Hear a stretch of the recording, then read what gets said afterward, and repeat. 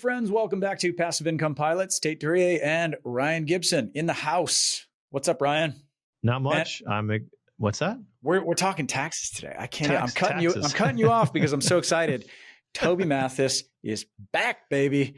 He's back, and so much has changed this year, and we're going to talk about it. Yeah, Toby was on episodes 10 and 14. We've been referring people back to episodes 10 and 14 since we started the show because they were our most downloaded episodes. They're awesome. I mean, Toby is he's so good, and he makes taxes so interesting that we've been just dying to have him back on. We finally have him today. Here's why you want to listen to this episode.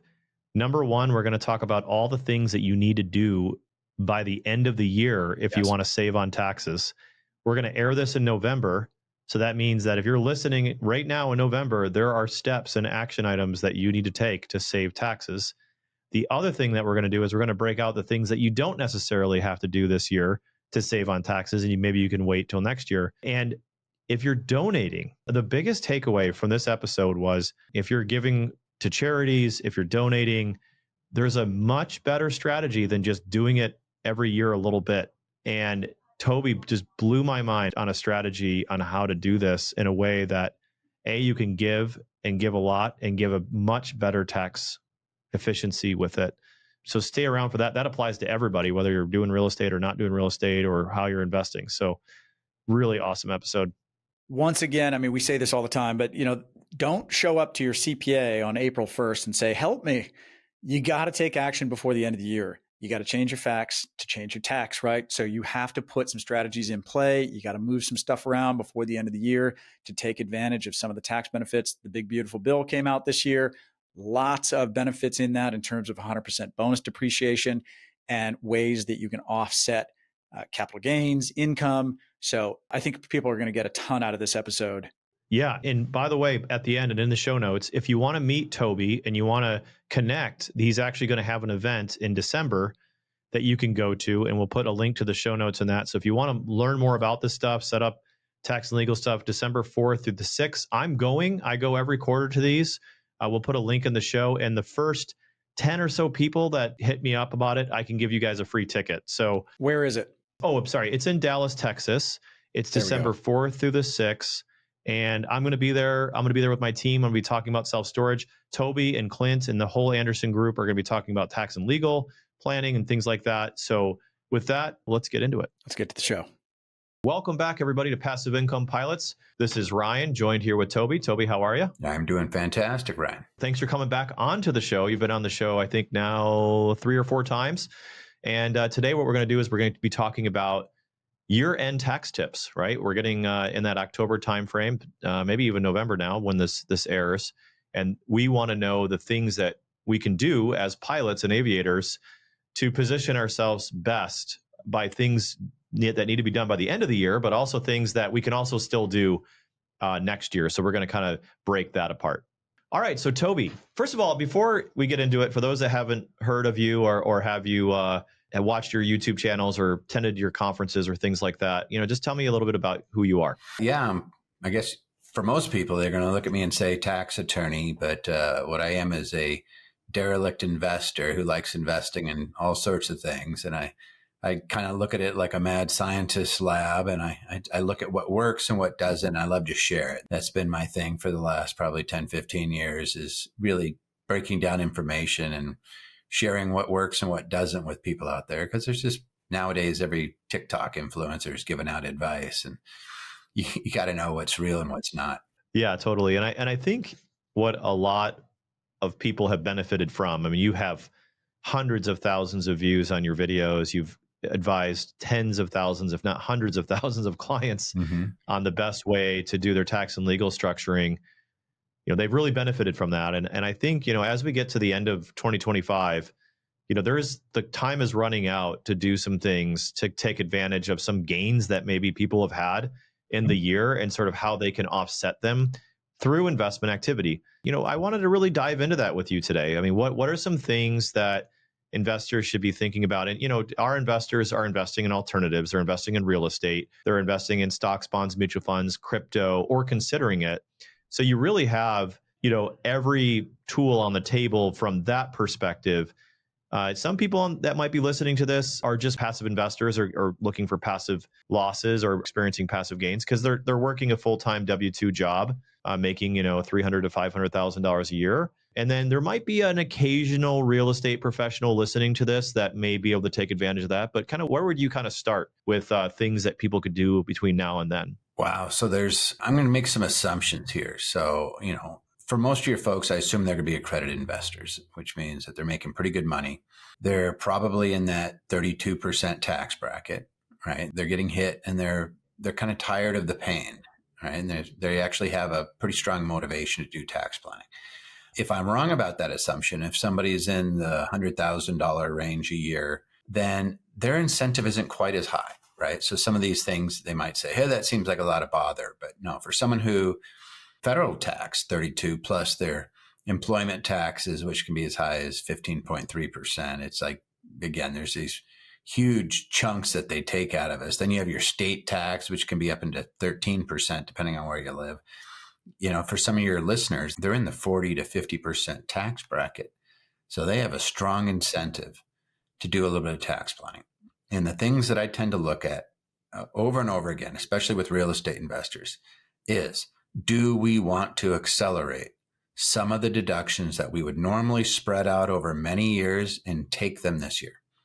Do we want to find a way to jam that in? Or do we have an incentive to do, let's just say, repairs and or fixing up and doing a rehab? And by the way, under the One Big Beautiful Bill, a lot of folks may not realize this, but if you have non-residential property, so if you are not a long-term landlord, like you're not buying residential property and just passively leasing it out, but if you're doing things like storage, if you're doing things like VRBO and Airbnb, those are non-residential. Then you have something called QIP, which is qualified improvement property, where you can do fix up on that. And if you do cost seg and break it down into its pieces, you could write off 100% of that rehab on those properties this year, even if you bought the property 3 years ago, 2 years ago, 1 year ago. It doesn't really matter. It's when you do that rehab. So there's all these things that are giving us these incentives. And we say, hey, if I could put another $20,000 in that property, what if I had a tax break because of that gave me 40% of that back? So I'm getting a really good deal to do these. And that's how taxes kind of motivate us. So that being said, there's a lot of misunderstanding out there about what you have to do in order to accelerate some of these things, and then how I can use some of those losses. So let me give you an example. Residential property, maybe I'm doing syndications and I have this passive loss, and you think there's nothing I can do with that. I heard that I can only use passive losses against passive income. Yeah, to a certain extent. There are things like when you sell a property, it releases and it becomes ordinary loss. If you're grouping it with your business, you're self-leasing, you could use that loss against your business income.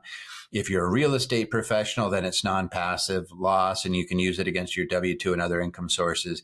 If you do short-term rentals, and we call it the short-term rental loophole, it can be non-passive loss. It could be ordinary loss that comes out, and you can use it against your other income sources, including your W-2 income. If you're an active participant in real estate and you're below a certain threshold of income, which is below $150,000 a year, then you can use some of these losses. There might be a limit up to $25,000, but these things are out there that allow you to use them. So a lot of people would just blanketly say, oh, I can't use the passive. You might be able to. There might be a lot of scenarios, or you may be able to use that passive loss against things you didn't realize. For example, if I sell a property and it was a passive property, that's passive capital gains. I can use my passive loss to offset it. So if I am leaving a syndication, or we're doing a liquidation event and I'm buying another, there's a good chance that the loss that I could create from buying another will offset the gain that I had on the exit. And people do not realize this. And if they did, then they might do planning differently. So for example, coming up to the end of the year, and if I have a passive gain, I'm sitting there, I exited and I have $100,000 that's going to hit me. And I'm thinking, it's not too bad. It's long-term capital gains or whatnot. Well, wouldn't it be nice to not have to pay tax on that? All you have to do is invest in another property, which you're going to do anyway. Maybe now you have an incentive to do it before the end of the year. That's all. And it's just looking at that and saying, hey, these things are available to me. There's a ton of others. I mean, I could just throw darts at you all day. But for your folks, I just wanted to say, here's the assumption that there might be in some tax pain. then let's talk about the low-lying fruit. And one of the first ones is accelerating the deduction into that first year. We have this 100% bonus depreciation. We have 100% deductions for qualified improvement property. We have safe harbors for repairs that can be done, and things that you do on a property that could create a deduction. And then we have more exuberant stuff like, hey, could I be a real estate professional? Can I get my spouse to qualify? Unlock all those passive loss. Could I do the short-term rental loophole? Could I do all these things toward the end of the year? Those are kind of the big ones. Before we kind of go too much further, I know there's people that are tuning in and they're like, what the heck is he talking about? I've never invested in real estate before. I just did a syndication with you, Ryan, or somebody else this year. What are we talking about here for just a second? And the thing that we wanted to educate you on is if you invest in a syndication in real estate, then you get a K1 typically in the first year for that syndication that gives you tax efficiency. And the reason why I'd say tax efficiency is because some people confuse depreciation losses that you get with something bad that's happening to the property. And it's not bad. It's just you get a K1 that's going to have a depreciable loss. I believe it's in box 2 of your K1 where you get it and there's going to be a big, huge loss. And some investors go, well, what do I even do with that? Can I deduct that against my Delta income or my W-2 income that's not real estate related? The answer is no.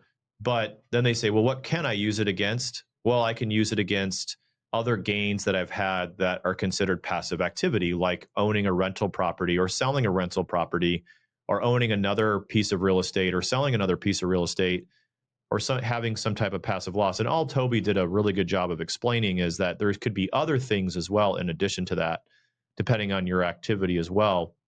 I just wanted to make that available to our investors. And then he mentioned very briefly the notion of being a real estate professional and being able to deduct that. And there's some certain fields or professions and time that you can spend in certain real estate activities, like being a real estate agent or a developer or owning a significant portion of a real estate company, that if you're doing that, then you can actually deduct all of it against the earned income that you have, or if you're married to somebody who does something like that. So I just wanted to make sure we, those that are like listening to this, like, what the heck is going on? We've got a good baseline for those folks as well. Yeah, taxes are not necessarily straightforward. And the easiest way to think about this is I always use Orlando, flying into Orlando Airport as an example. And I would say, like, if you're going to Disney World, so you fly into Orlando Airport and you get a rental car and you're driving to Disney World. There's a lot of signs that'll take you to Disney World, but they will put you onto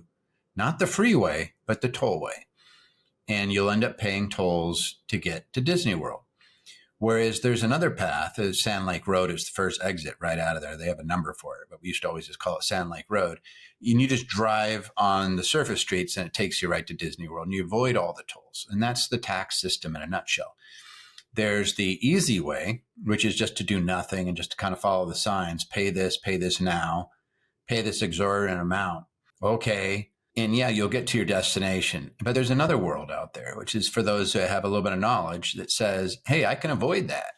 And, again, just talking about a Delta pilot who's having some passive income off of a syndication, here's an incentive for you. You're always, the old adage is if you're paying tax on real estate, it's because you don't own enough. If you have a situation where you are starting to see taxable income hit your return because you have syndications, then you should be buying more syndications that accelerate their depreciation. And the reason I'm saying this is because normally you buy a property, the IRS says you get to write off a certain amount every year. If it's residential, it's 127.5. If it's commercial or non-residential, it's 39 years, so it's 139th.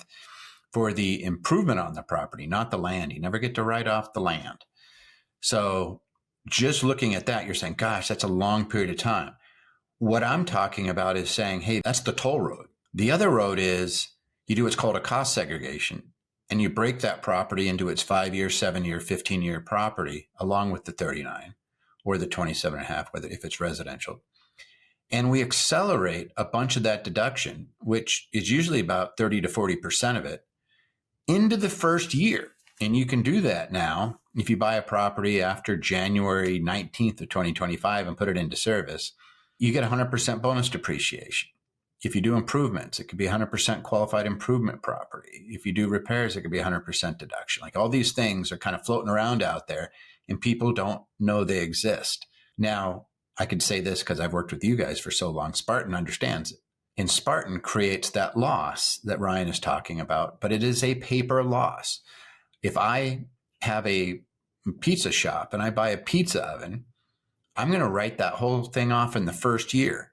But if I buy a property, if I buy a self-storage facility, I'm supposed to write that off over 39 years. But the pizza guy got to write off his oven in 1 year. Well, the pizza guy had 5-year property. So we just need to say what portion of the property that you bought is 5-year, 7-year, 15-year property. And by the way, all those qualify for 100% bonus depreciation in the first year. Boom. Huge deduction. Now, what can I use it for? Well, if you have rents hitting your return from other properties or other syndications, that loss will keep you from having to pay tax on it. It'll offset it. A lot of people don't realize. They just look at it, oh, it's passive loss, I can't use it. No, you can use it against other passive income. If you are a silent owner, and by the way, I know a lot of pilots are, in side businesses, and they do not materially participate in that business, let's say it's a McDonald's, let's say it's a Subway, let's say it's a pizza shop, that's passive.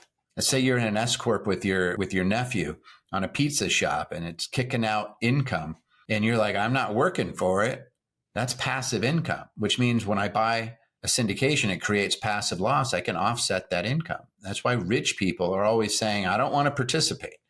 I just want to be passive in these deals. And they invest in lots of different ventures because they realize at the end of the day, with the real estate loss, I could avoid having to pay tax on a bunch of other income that I have coming in. But if that's not getting you where you need to go, there's ways to unlock that passive loss and make it non-passive. And that's where you get into active participation, real estate professional, grouping, short-term rental loophole. Those could unlock it. And then let's say that you're a Delta pilot making $500,000 a year. You could create $100,000, $200,000, $300,000 of loss that offsets that income. And all of a sudden, you're no longer in the 32% tax bracket, my friend. You're sitting there in the 12% tax bracket, right? The 20%. Yeah. So what Toby is, to kind of break this down, right? He said a lot there, and I just want to make sure that those that are hearing this for the first time really understand this. He said that you can 1/39th a property when you buy it in depreciation. That gives you a tax benefit every year. So here's an easy example that I hope we can all do in our heads here. You buy a $400,000 self-storage facility, and let's just say that the land is worth $100,000. You can't depreciate the land. But the land is worth $10,000. Let's just use it simple, right? So you have $390,000 left to allocate. You get a $10,000 deduction for 39 years. That's called straight line depreciation. So Spartan typically bought a property and did absolutely nothing except take the toll road. We would get a $10,000 a year loss. That's what we would get for 39 years. Not that attractive. But what we do is we go out and we hire a cost segregation study company, and we actually put it into service, or we actually break down the components. And Toby basically compared that to a pizza oven, right? Well, at a self-storage facility, your 5-year life, and correct me if I'm wrong on any of these, Toby, like 5-year lives would be things like latches, light bulbs, doors, fencing, landscaping, things in the office. Like landscaping would probably be 15-year, but you have land improvement and things like that. And the reality is the cost segregation expert's going to go to the property, take pictures of how the thing is constructed, and they're going to break out all those components and put them into a big bucket. And that big bucket's basically going to say that you can write those things off in the first year. So instead of having $390,000 to write off over 30 years, now we might have, say, $125,000 to write off in the first year. And then whatever is left over, we can still write off over 39 years. So as an investor, when you get your K1, here's what you're expecting to see. And that first year that we bought that property, you're expecting to see a nice loss in your box 2 and your K1. In subsequent years, there'll be a little bit of a loss, but not one that outstrips your distributions most likely. So what that means, and Toby said, hey, if you do absolutely nothing, you're still going to get this paper loss. What that really means is that, okay, so if I put my money into a Spartan deal and I do no other deals, I'm going to get the paper loss. And so when those distributions come out, my understanding, Toby, is you can use the huge loss you got in the first year and sort of shield those taxable distributions. Yeah, it carries forward. It carries forward. So let's say that I invest in a deal and it's giving me $30,000 of distributions every year. And I have $100,000 massive loss in the first year. And every year I have an extra $15,000 of loss. I'm just kind of throwing numbers out there. You would still get the 15,000 every year. That 100,000 would keep the, let's say it's 30 and you have 15 that's already being offset. So you have $15,000 of taxable income. You just wouldn't be paying any tax on that extra 15 for the next 8 years. So it's not a bad thing. It's I'm not going to pay tax, and those passive losses will continue going forward. Yeah. And the other part of it too that Toby talked about that I thought was so critical was if you sold one of your rental properties this year, your commercial building, or maybe a syndication sold this year and you got your return of capital, you can invest in another investment like another syndication with real estate, and it'll offset the gain that you've had from that sale. So you might be talking to your CPA right now and they're saying, hey, so what did you make on that deal? Oh, okay. Well, you're going to have this much gain on that investment. And then you might be coming to Spartan and saying, hey, what do you guys have that I can use for depreciation? And then we can give you an investment that gets you into those depreciable losses that will shield your gain from paying taxes on this. And obviously, if you're not invested with us and you're doing your own rental properties, maybe you sold something and bought something, you can start doing that math to see if what you gain is offset by what you bought. And these are conversations you should be actively having with your CPA as well. They call that the lazy man's 1031, by the way. Like it's not a secret. It's just, unless you're with an accountant that knows real estate, they may miss it. And there's a few of them that they miss. The qualified improvement property, that's a big one that they seem to miss all the time. Cost segregation confuses the heck out of them. They don't understand real estate professional status for the most part. They don't understand the loopholes. They don't understand grouping sometimes, right? So it's like you really want to be working with someone that is savvy with real estate. And I'm not saying anything negative against CPAs. If it's not their niche, that chances are they're not aware. And it's not because they did anything wrong. It's just because this is fast moving. There's lots of changes that occur. Seems like every year there's something that's moving, in the tax world. So it's not a criticism. It's just that they may not be aware. And if they're not aware, they're oblivious. You're driving on the toll road. Exactly. And it's funny because I didn't know that you could get to Disney World without a toll road. And that's pretty cool because I'll probably go out of my way and do that. You can use Google Maps and just click the avoid tolls button now. There we go. I should probably have known that. But yeah, when I started this, you had to know somebody there, and you'd say like, hey, is there any way? You remember the little urinal that you threw the quarter in? That was, there's more than once did I get on a darn toll road and I was like, I don't have exact change. And then you had to you get in the line where somebody. Oh my gosh. Yeah. So I think they still have those in Chicago. Like, and I remember the distinct sound of throwing the change at hitting the backstop and then, falling in and the gate going up or the light going off or whatever it was. Or you miss and you hear it clang and go underneath the car and you're just like. Exactly. Almost as a distinctive sound as like the old Snapple drinks in the glass jars. So you'd snap open the top lid and exactly. Feeling old. Well, yeah. Okay. The other thing that you've said that I want to make sure people understand is, you talked about residential real estate having certain qualifications, and then you mentioned that VRBO or Airbnb do not fall under that category because they're considered short-term rentals. Can you kind of unpack that? I've actually never heard it said that way. And I've always just assumed that Airbnbs and VRBOs are considered residential property. Can you kind of tell the listeners what you meant by that? Yeah, because Airbnb and VRBO are not rental activity. Rental activity under the regs, there's some various criteria. But if you have guests that stay on average 7 days or less, so you take a look at the total number of days you rented it during the year and how many people, individual rent arrangements you entered into. So if you're an Airbnb, you're the host, and how many times did you rent to people? Let's say you did 300 days and that was rented, and you rented it to 50 different people or 50 rentals, because the same person could actually rent it twice. But at the end of the day, you're looking at each rental as a separate activity, then you would be averaging 6 days. And under the regs, which is law, it says 7 days or less is not a rental activity. It's a trade or business. You are a pizza shop. You're a hotel, for lack of a better word. And hotels are non-residential. So Airbnb is non-residential. If your accountant is writing your Airbnb off over 27 and a half years, that's not what they're supposed to be doing. They're supposed to be doing 39 years.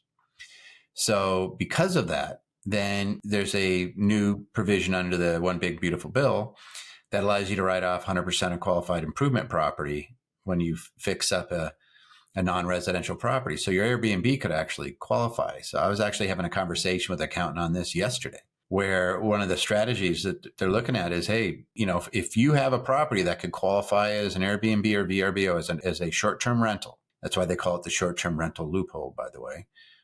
If it's non-passive rental activity, then voila, you could actually qualify for the 100% QIP or qualified improvement property. And that's a pretty huge incentive for somebody who has been sitting off, I haven't made a bunch of improvements on this property because my accountant told me I'd have to write it off over a long period of time. And I can't afford to do that. I got a big tax bill to pay.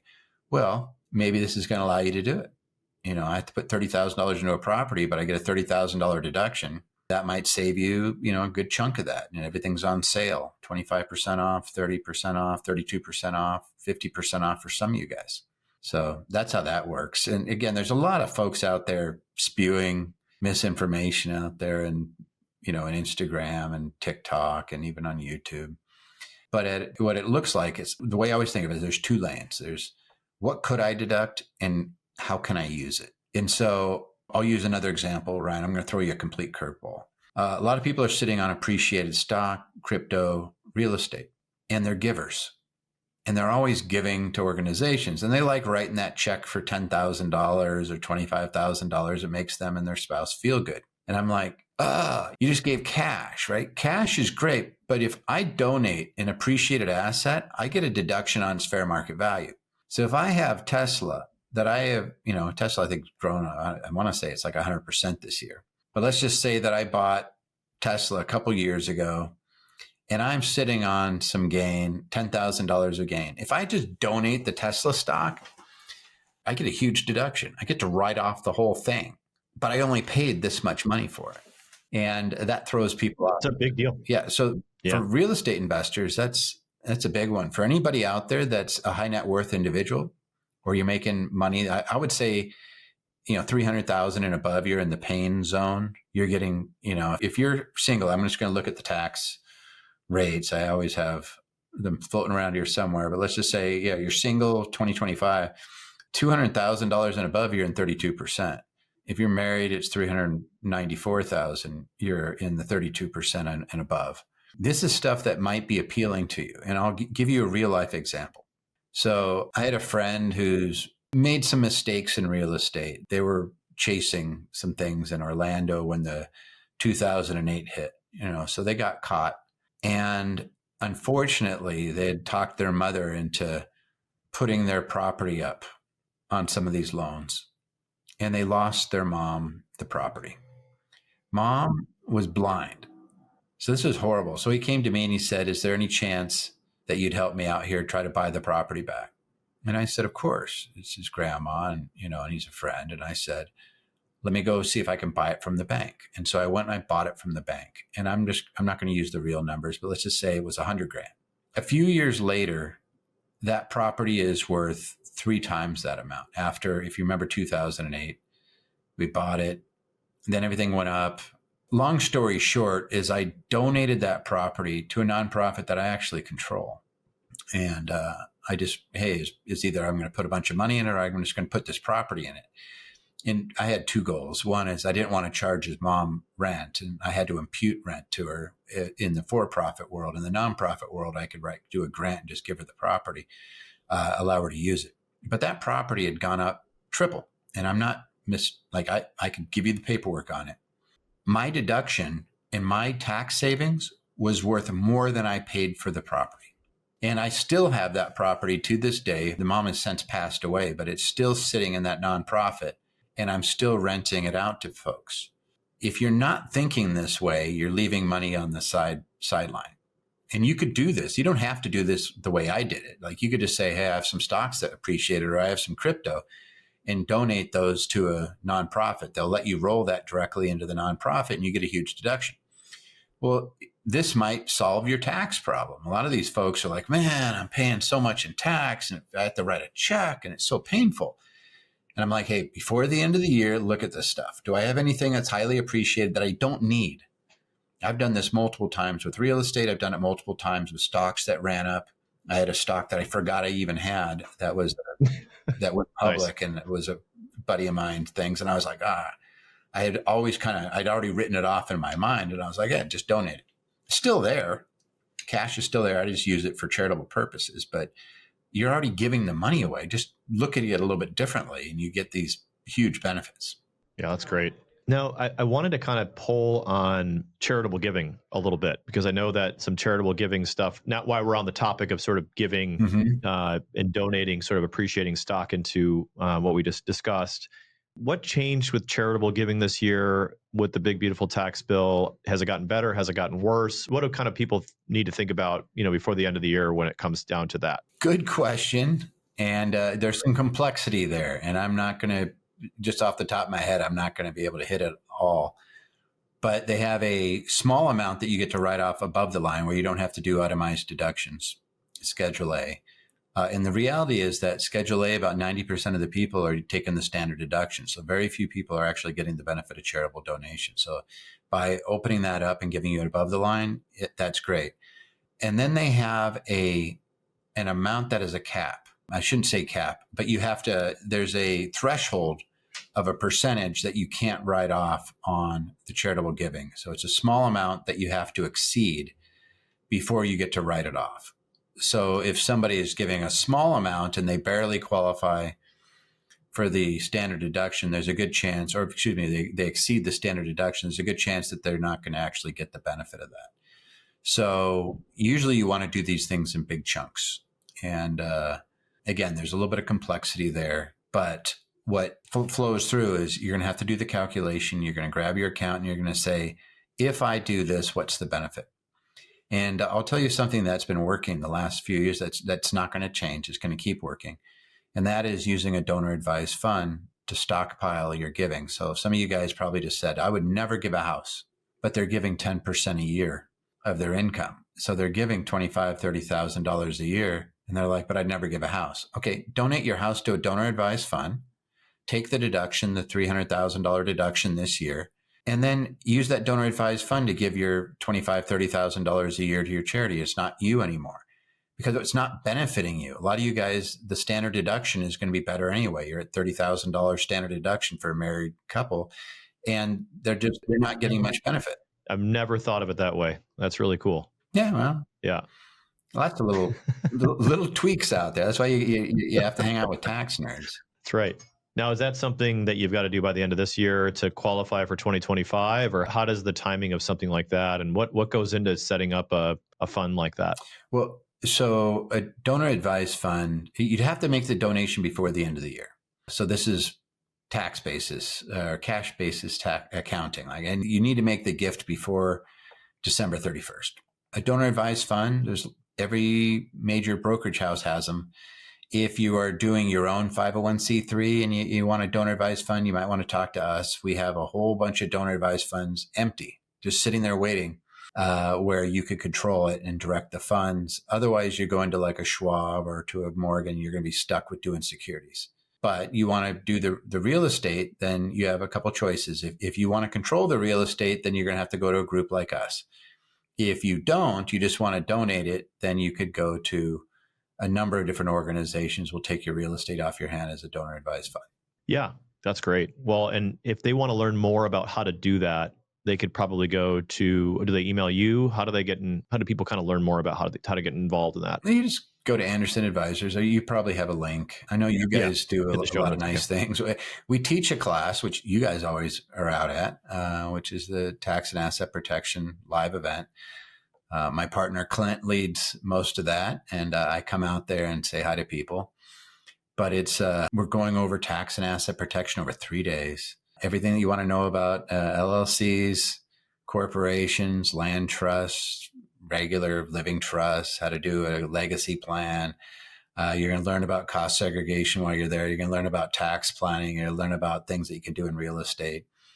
You're going to learn about all these things in that event. And Ryan, you guys always go up and do a great job talking about syndications and how those work and opportunities for folks. And you've done a great job for our clients over a long period of time. I can't remember how long we've been working together. It's been so long. Almost 10 years. Kind of crazy. Better part of a decade. Yeah, better part of a decade. So, at least. yeah. Because My son was not born yet when we were at one of the things in Hawaii. So that was like at least 5 years ago. No, that was longer than 5 years ago, my friend. That's yeah. He's almost 6. He turned 6 in December. Holy cow. Yeah, it's been a minute. Yeah.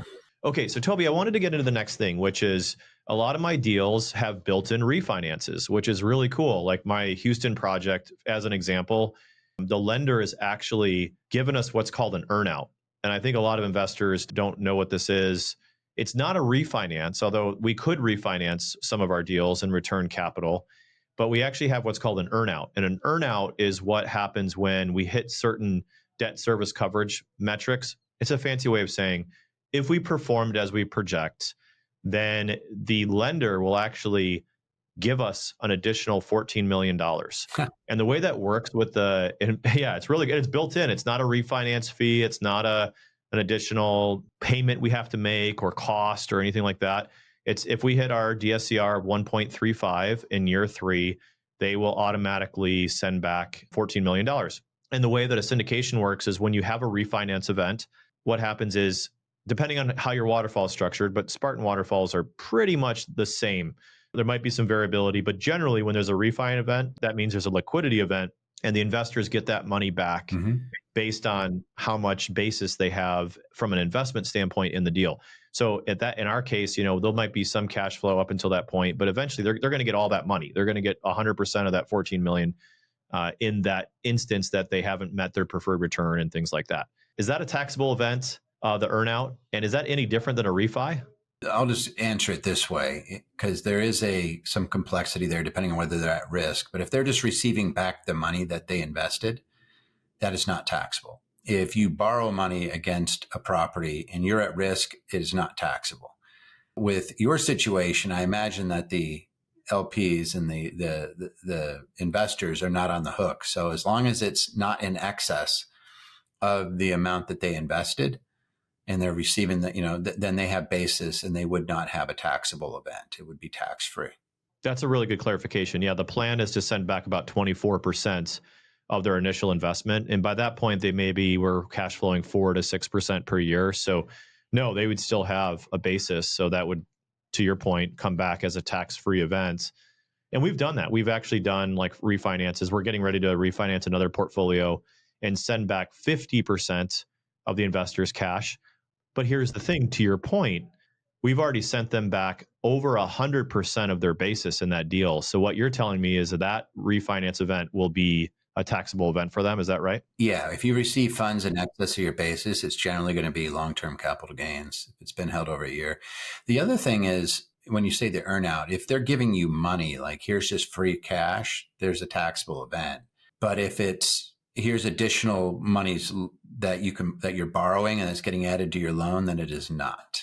It's the latter. It's part of the loan. They're increasing the loan size. I was assuming that, but I didn't want to. When there's accountants that listen to these things and they're like, "Oh, they gave you it's compensation." Then they gave you money back. Yeah. It's a refund. It's a rebate, which could be taxable. And it's like, okay, I don't think that's what this was, but I just want to make sure. All right, I have 2 questions specific to deals that we've done in the past. So we bought a ground up development project, raw land in Georgia in, call it 2024, early 2024. And we're almost finished building a self-storage facility. It's in Port Wentworth, Georgia. It should probably open next month. So it'll open in 2025. Do investors get 100% bonus depreciation because it entered service in 2025? Or do they get the reduced amount because we bought the raw land in 2024? What do they get, the better benefit of depreciation, or do they? I believe it's purchased and put into service.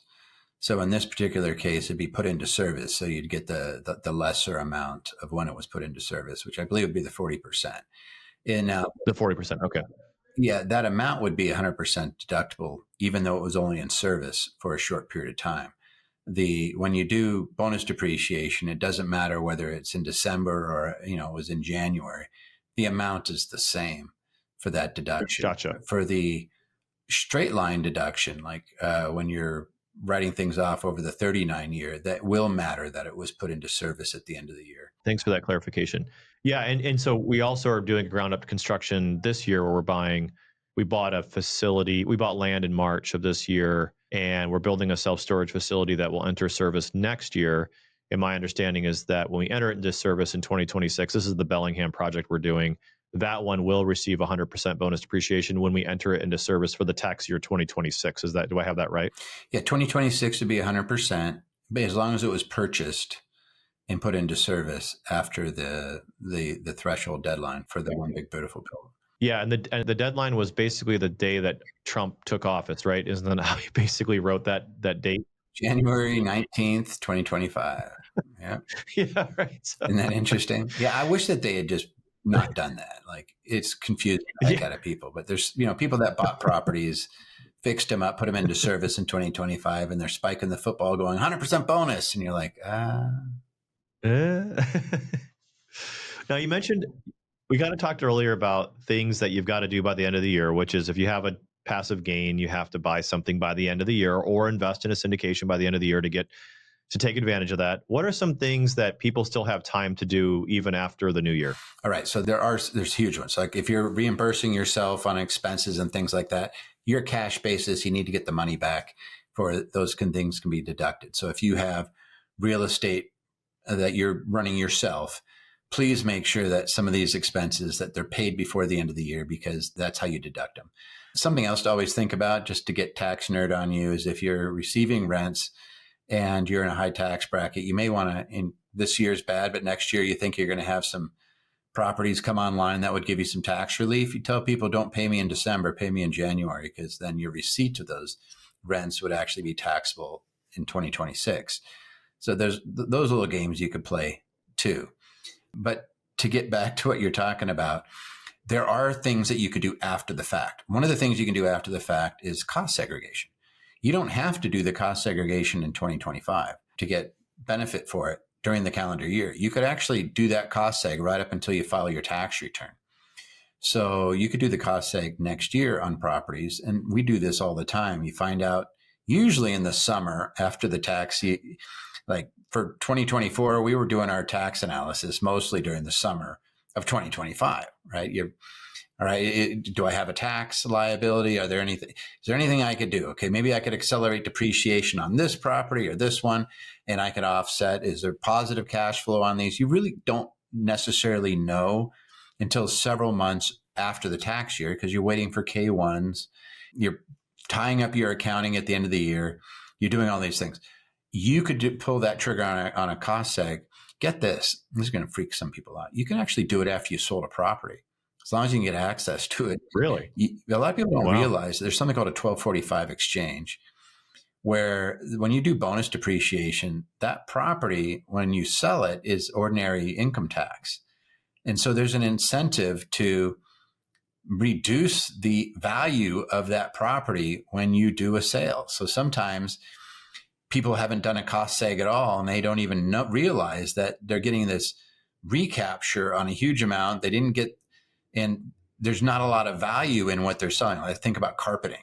I was writing off carpeting over 39 years, and I just sold it. Now I'm recapturing all that I wrote it off as though there's value in that carpeting. There really isn't. So if you could do a cost seg after, and I was thinking of one situation, it saved them about $80,000 on the sale of I think it was an apartment unit. And they did it after the sale. They just had to get access to the property to do it. And it's one of those things that's permanent tax savings. It's like, if it costs you $10,000 to save 20, I'm doing it. If it's permanent. A lot of folks, when they're doing cost segs, they're like, oh, I need to get a really big incentive, because all you're doing is accelerating the bonus or the depreciation into the first year. When you do, and you're getting rid of a property, and you can save yourself on taxes, that's permanent. It doesn't come back at you at all. So there's those. And then if you're in small businesses, there's things like you can still do 401ks and defined benefit plans after the end of the year. You can make employer contributions to some of these things. But I don't think that's necessarily what you're asking about. I think if the calling of your stuff is, what are things we can do even with real estate after the fact? Do we have to pull the trigger on some of these things this year? No. You can look at it and you could say, I'll use real life examples. Just use me as an example. Clint and I, we own hundreds of properties. And we're pretty good at doing projections, but sometimes we're off a little bit, and you'll have $100,000 or $200,000, whatever it is, that's hitting you of passive income. And you're like, nuts. And I don't qualify as a real estate professional because, I do law and tax way more, right? If you guys know what the rules are for real estate professional, I'm not one. And my wife's not a real estate professional. So we don't qualify, Clint or I. So what we always do is we look at our bunch of our properties and we say, are there unlocked deductions in any of those properties that if I do a cost seg and I break it into its components that I can accelerate and take an offset and avoid paying tax on that income? And the answer has been yes, repeatedly over the years. And it just depends on what the rules are in any particular year. Sometimes it's 40% depreciation, 60% depreciation, 100% bonus, 80% bonus, like all these things are laying around out there. The one big beautiful bill just made it really simple because they said 100% going forward, permanent. So unless Congress changes that rule, we're for the foreseeable future looking at a very positive economic environment for tax on real estate. And I think that's one of the reasons why you see real estate being absurdly resilient when everybody's screaming about it's overpriced, everything needs to correct. And it's like, yeah, no, I just looked at for residential, I just looked year over year and it's up 1.5%. Again, everybody's screaming it's going to get killed and all these markets are getting hammered. It's like, yeah, it's pretty resilient right now. The value's not going down. And inflation, they're going to have to print a lot of cash to pay we're still running at about a $2 trillion a year deficit. That's a lot of cash that's going to get printed. So it's going to keep assets going up. If you're not holding assets, you're just holding cash, you're going to get smacked around a little bit. But anyway, I hope I answered your question in a roundabout way. No, absolutely. Yeah. I mean, I think that's critical. Well, Toby, I really appreciate you coming on today and sharing some things that you can do this year and some things that you can do in the next year. I'm actually, the class that you mentioned that you teach on taxes, asset protection, things like that is actually coming up, and it's coming up in December of this year. And I know that you guys do them every quarter, so there's always an opportunity to go. But the one that's coming up is actually in Dallas, from my understanding. Is that right? Correct. Mm-hmm. Yeah, and we're going to be there. That's December 4th through the 6th in Dallas, Texas. And anybody who's listening to the show here, listening to our webinar, if you want to email me, Ryan at Spartan-investors.com, you can get a free ticket. I've only got, I think, 15 or so free tickets. So the first 15 people that reach out to me, I can give a free ticket to the event. I'm going to be there personally. My Spartan team is going to be there, and Toby is going to be there. And it's 3 days of jam-packed information about tax and legal planning, how to save taxes, how to position yourself to do it. There's a ton of real estate tips. But I think what I get the most out of that event personally, because I've been to it a bunch of times and I've learned a lot, is the conversations that happen with my fellow real estate or investing peers that happen in the hallway. I hear what other people are doing and how they've benefited, or where they're looking for properties, or how they've done things that Anderson has suggested they do to position themselves for success. So I think the networking has been phenomenal. And, we go out for dinners every night when we're there with investors, and super fun event just overall. And you get FaceTime with Toby and Clint and things like that. So it's a really great event. If you want to go, if you want more information about it, you can reach out to me via email. But Toby, I know you have a YouTube channel that you put a lot of amazing content on. If you can't make the conference, tell me a little bit about your YouTube channel. Yeah, well, it's everything financial and tax, and I even throw in some health stuff in there, health, wealth, just because it's near and dear to my heart, no pun intended, but some of you guys know I've had some issues. So I share some things there, but it's a pretty robust channel. But if you want to know about finances, if you want to know about money, We want to know about what people are doing, just because we do over 10,000 tax returns a year. So I know what investors are doing just from my own clientele, plus folks like you, Ryan. And we share it all on YouTube. I think 2 or 3 times a week I put out new videos, and you can join it. Just type in Toby Mathis and YouTube, and you'll find me. That's great. Well, thanks so much, Toby, for your time. And thanks for those that have tuned in. We'll catch you on the next one.